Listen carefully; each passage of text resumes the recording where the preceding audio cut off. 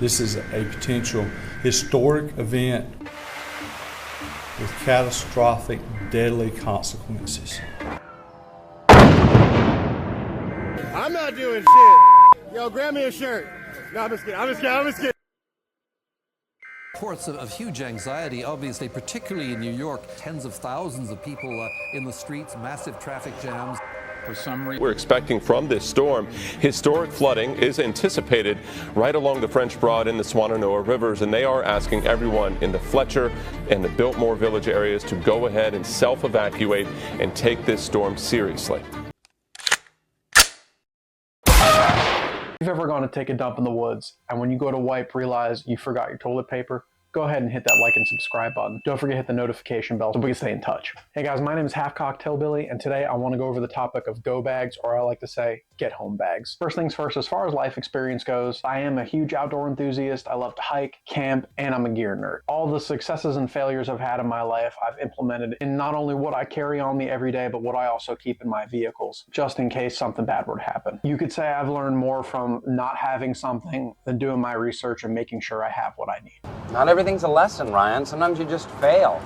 In the case of emergency, a natural disaster, a war, or even the apocalypse, you got to think, do I want to stay hunkered down at home, or do I want to bug out and head to a new area? You got to think about a couple things. So if you're in a city like New York, Atlanta, Philadelphia, you're going to be contending with literal millions and millions of people, and you're going to have to go through dozens of miles of urban areas. I actually think that could potentially be more dangerous than if you just stay put where you are. The only time I would actually choose to bug out is if it was an active war zone, if there was a biohazard, or if there was a natural disaster occurring. But what I actually think would be wiser is, instead of having a bug out bag, having a go bag, which for me means get back to my home. Home to me is where all the important stuff in my life is.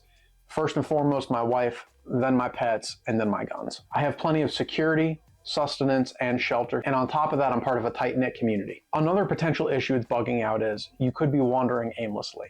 Most people here in America are going to try to bug out in their cars. While cars are great for travel, most cars are not great for driving off the road, and if they are good at driving off the road, they're probably not super fuel efficient. If the power grid were to get attacked, or for some reason we didn't have access to fuel, you're not going to be able to use your car for that long. Especially, like I said earlier, if there's going to be millions of people fighting for the same resources as you. The only vehicle that's really, truly reliable without fuel is going to be a horse. And most people do not have access to a horse. And even if you did, you probably don't know how to ride a horse. And no, it's not just sitting. In my opinion, unless your home is no longer safe, it's best to just stock up on your supplies and wait out the problem. Now, here in a second, we're going to go out to my car so I can actually show you what I put in my vehicles to make sure I can get through the day.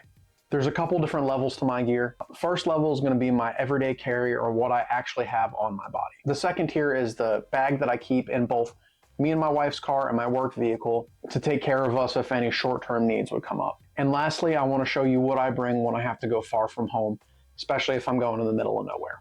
Now that we've covered go bags versus bug out bags, let's dig into what I bring with me on a daily basis. Now guys, if you're interested in buying any of the equipment I've had here, I'll put a full pack list in the description below, and I'll have some affiliate links there for you to click on if you are interested in buying anything. Now, if you do want to buy something from my affiliate links, it helps me out a lot. It's going to allow me to produce more and better quality videos in the future.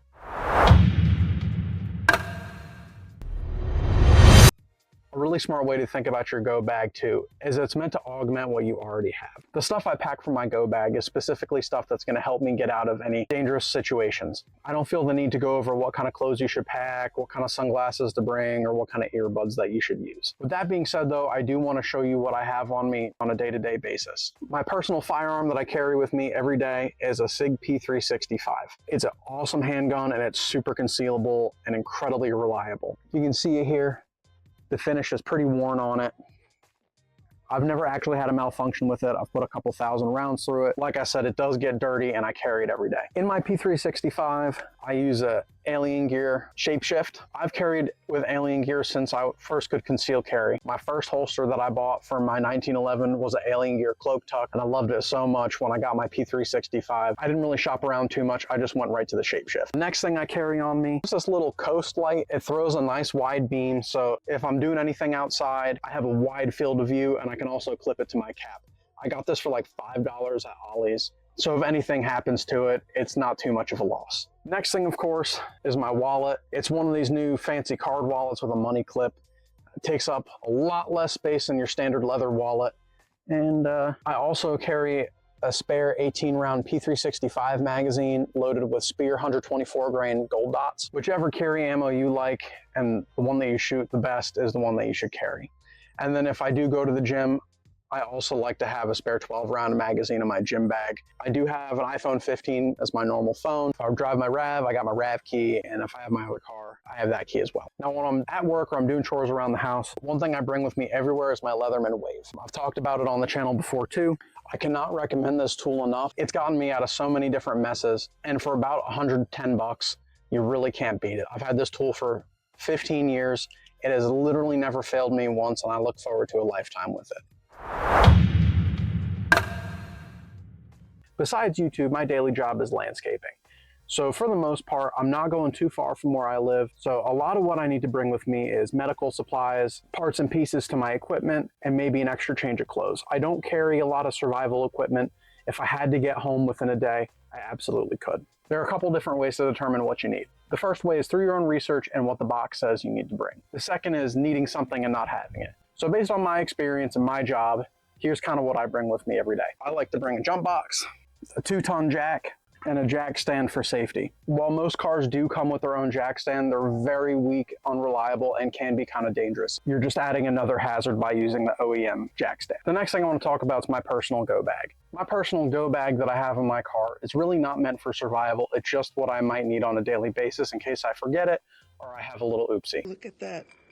I've been impaled. A lot of medical supplies. Like I said, I do a lot of landscaping. I handle a lot of power tools and sharp objects. I need tape. Of course, I carry a roll of toilet paper, extra pair of gloves, a couple things of water as it gets pretty hot here in Virginia, a spare knife, hand warmers, hat, tire patch kit, just this pair of pliers, some duct tape, extra pair of shoelaces, a lighter, a comb in case I got to impress any new customers with my boyish charm. One thing I forgot about until today is my emergency bullets. So I have a bunch of bullets in here of a variety of calibers for guns that I own.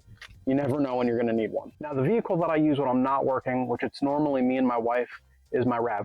So if we're not going too far or if we're going on a day hike, we're pretty much covered. I put together a separate bag for my wife with a couple extra creature comforts in case you might need them. I've looked at the demographics. I know like 99.99999% of you are men. So, men, you know how your wife is always stealing your hoodies or forgets it? One of the best things that you can pack is a spare hoodie or heavy shirt to keep her warm on those car rides. Bungee cords, some ratchet straps, some camp food, some bandanas. I keep a bunch of paracord, water, hand warmers, dude wipes, liquid IV, some fuel, and a camp stove. I also got this safety razor knife, and I have some spare razors, bug spray, a bunch of fire starting materials. I really like to use petroleum jelly. This is petroleum product, so it's going to burn, and it's going to burn for a long time. Old candles also work really well as fire starters. Got a nice little first aid kit, some spare batteries, and a flashlight. A nice little cute blue flashlight. We got some matches. We got some Kleenex tissues. She does carry pepper spray. This used to be in her purse, but now it's in her go bag as a spare. I also put my kukri in here. Probably one of the next upgrades to this go bag is going to be a hatchet. Well, this is really great for chopping wood, splitting kindling. It is kind of scary. It's not for self-defense, but you could. We got a flare gun. This is a Yugoslavian M57. In it is a 12 gauge flare adapter. If you do crash in the middle of the forest and you have a search and rescue trying to find you, I'd at least pick up some sort of a flare. I did forget, of course, more toilet paper.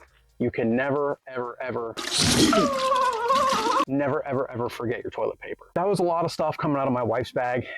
I made this bag for her to make it overnight if she had to. She does take from this go bag. It's meant for her to use. It's not necessarily end of the world emergencies. It's just creature comfort she might need to get her through the day. Or of course, like I said, worst comes to worst, if she had to spend the night on the side of the road. One day when I do have the budget, I'd also love to put an inexpensive 22 long rifle pistol in there for her. But everything in these go bags is disposable. Just from my life experience, if you put something in a go bag, I would treat it as if you've thrown it away. It's there for you to use. That way, if it gets stolen, it's not a big deal. Although I would be pretty upset if my flare gun and kukri went missing. All right, now that I've got my dailies out of the way, we're gonna talk about what I would put in my go bag if I needed to get home. So I also forgot to mention two very important things. You can't really do much with the stove without something to put it in, so I have a titanium folding camping cup here. And inside that is a lantern. She does need hands-free light. This little lantern is fantastic, and it's also cute.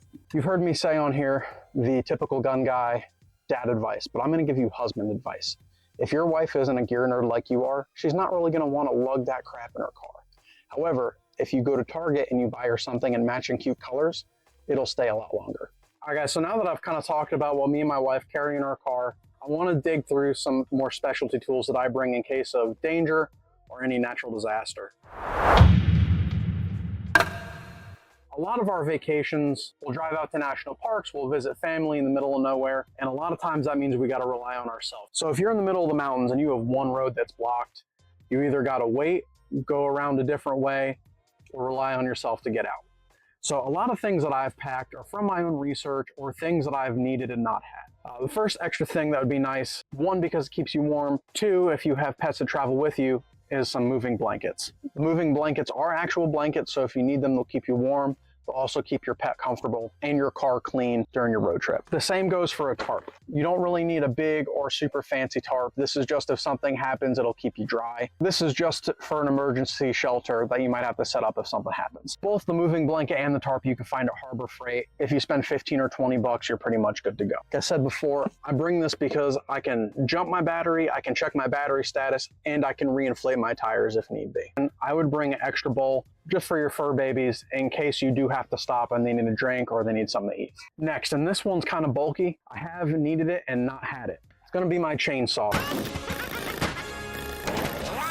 This is gas powered. It takes up a lot of room and you kind of have to watch for leaking oil. I've gotten stuck in a few storms and there have been giant trees that have blocked the road. And I could have easily processed them with a chainsaw if I had one, but I didn't. So I spent all night trying to find my way around the backwoods instead of just sleeping in a nice warm bed. Now with the chainsaw, make sure you have both extra fuel and bar oil. It's not gonna run without either of them. Also make sure you have a spare wrench for your saw. So like I said before, all of my gear is to supplement what I don't carry on me every day. The next important thing I'm gonna make sure I have on me is a first aid kit. This is a little bit more expensive than the one my wife has. If we are trying to get home, I assume we're gonna get hurt at some point. I will bring my trolley jack with me and a jack stand. What is nice about my RAV is because it has good clearance off the ground, if I need to work on something underneath the car, like changing the oil or checking for damage, I don't have to jack it up. Next thing I recommend is a pair of boots for everybody. Because I am a half-cocked hillbilly, I usually got a pair of boots on my feet no matter what. If you have family members with you, you might want to bring waterproof shoes that they got walk for a long time in. I also like to bring a lot of water. This is not nearly enough, but it's what I can fit comfortably in my trunk. And I am probably actually gonna splurge on a little bit more water. I say splurge, but it's only like $1.50 for a gallon of water.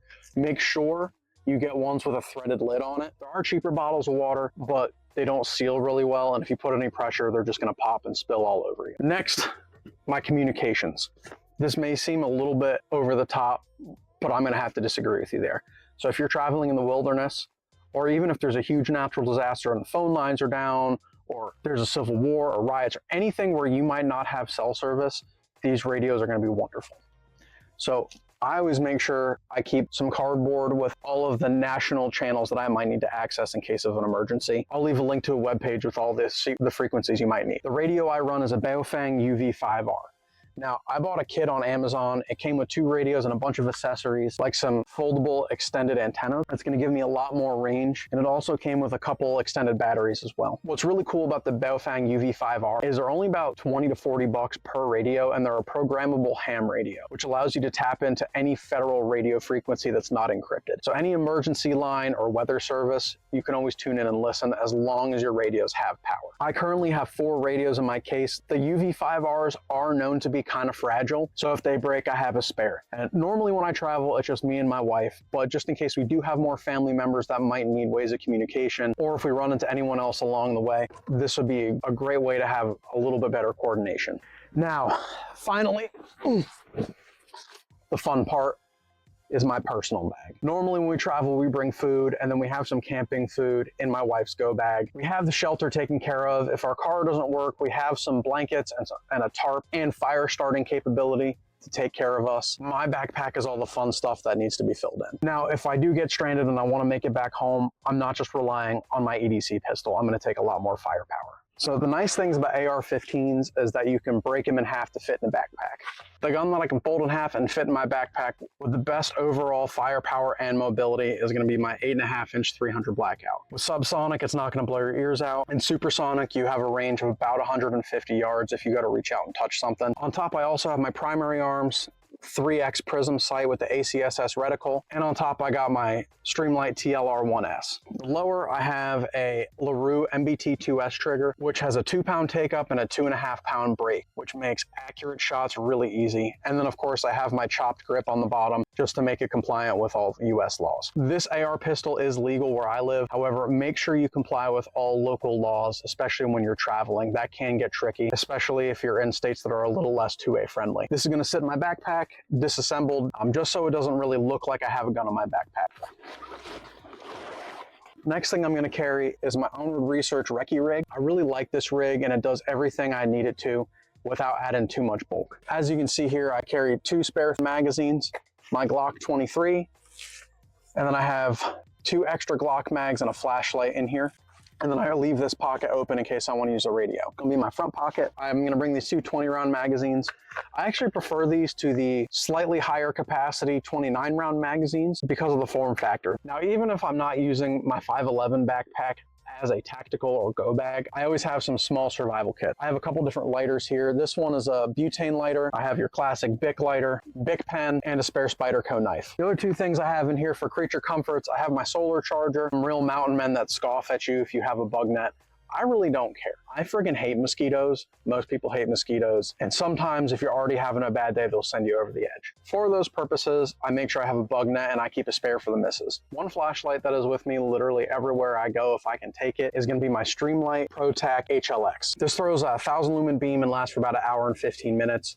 It also throws a strobe, and on low power mode, it's about 400 lumens and it's gonna last about 3 hours. One of my favorite features is it is rechargeable. You can buy more rechargeable batteries online if you need them, and if not, just top them off during the day when you're walking around. And you wanna make sure you bring any wires that you might need for your equipment that normally do not come with you. So for my flashlight, I have this micro USB cable. Now that phones have moved to USB-C, it is getting harder to find those micro USB cables. I also bring a spare bottle of gun oil. You never know if you're gonna need it, if you're getting malfunctions in your guns, or even if they're getting a little rusty and you need to wipe them off. Now, gloves are also really nice to bring. These are my Mechanics M packs. They don't have the greatest traction for shooting, but their overall usefulness outweighs the slightly slicker grip. I'll also bring a warm hat, even if it is summertime. I love this bandana if my hair gets a little long and I need to keep it out of my face. This is great. You could also wipe sweat, clean anything off, or even put pressure on a wound. This is my Leatherman Steens fixed blade knife. Unfortunately, Leatherman does not make these anymore, but it has excellent quality steel and it has awesome ergonomics. It's not necessarily the best fighting knife,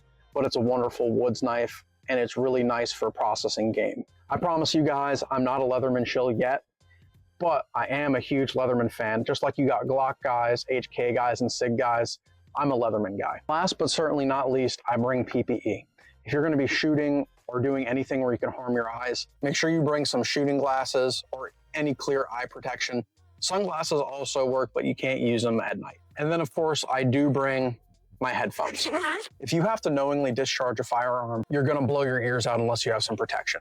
Normal cheap foam earplugs work really good. This set of electronic hearing protection will help you keep your awareness. Hey guys, welcome back to the studio. So one thing I forgot to mention when I was outside is food to water ratio. Like I said earlier, if I'm going on a long vacation, most times I'm bringing food with me. So that's why I don't have a ton of extra food in my go bag. However, from my experience hiking and camping, you usually need twice as much water as you do food. You're gonna expend a lot of liquid, and if you're not in a place that has clean water, or if you don't have any water filters, that's gonna go real quick. And guys, the mindset I wanna leave y'all with today is while it is fun buying tools like this, or this for your bug out bag, if the only tool you have is a hammer, everything's gonna look like a nail. But when the world stops, either just for your location or for the whole world, the best equipment you could have is your community. Your community is gonna be able to carry you through so much more than your 300 Blackout AR pistol is going to. Now, if you look back at some natural disasters from earlier this year, especially in North Carolina, we really saw how our country came together to help out all those people in need. So many people lost their homes and their lives. but it wasn't a war zone. There wasn't gunfights in the streets. It was just people from states away coming in to help each other out. Bugging out or even your get home bag isn't about running away. It's about surviving the trip. Whether it's one night in your car or weeks on the road, you want to be ready, be smart, and lean on your community. That's the real gear that'll save your life. All right, guys, once again, my name is Half-Cocked Hilbilly. Thank you so much for joining me today. If y'all have any tweaks that you'd like to make to my gear, or if there's anything else that I should invest in, please leave it in a comment down below. Now, stay tuned for next week. I want to talk about, in a newly apocalyptic setting, the gear I would bring to explore urban environments. I'll see y'all real soon. Bye.